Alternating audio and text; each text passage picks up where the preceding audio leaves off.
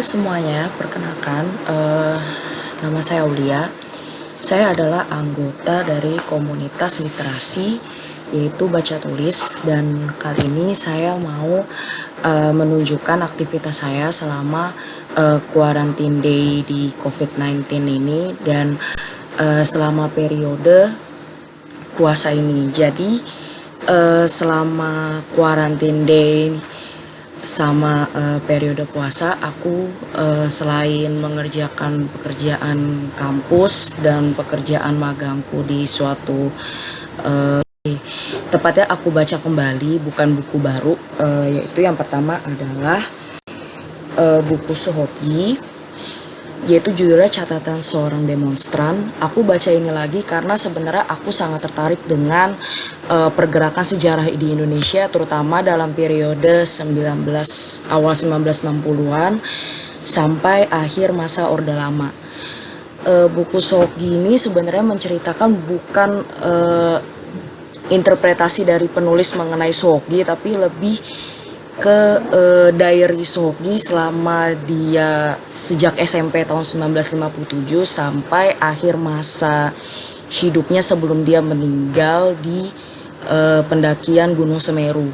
Sohoki, di buku Sohoki ini, Catatan Seorang Demonstran, menceritakan bagaimana seorang Sohoki awalnya dia bisa begitu tertarik dengan pergerakan mahasiswa, pergerakan aktivisme di Indonesia, sampai dia dan teman-temannya dari Universitas Indonesia menjadi salah satu motor penggerak dari aktivisme tahun 1965 untuk melengsarkan Orde Lama. Tapi aku juga baca satu buku lagi sebenarnya yang sangat berkaitan dengan buku pertama yang tadi aku ceritakan, yaitu mengenai buku Sohoki. Yang pertama adalah Menyibak Tabir Orde Baru, yaitu Memoir Politik Indonesia di tahun 1965 sampai 1998.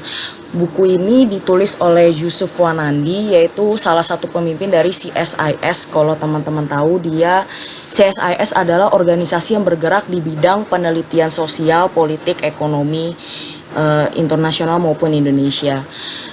Buku Menyibak Tabir Orde Baru ini menceritakan mengenai awal tragedi Gerakan 30 September sebagai salah satu, sebenarnya G30 September itu sebagai salah satu awal Orde Lama akhirnya lengser.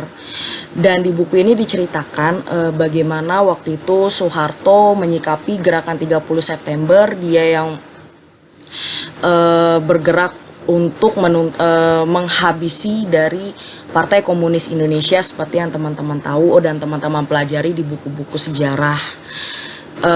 Lalu di buku ini juga diceritakan waktu, kalau teman-teman tahu, aksi 15 Januari 1975 atau yang disebut Malari, sampai jatuhnya Orde Baru di tanggal 21 Mei 1998 akibat gerakan mahasiswa pro reformasi.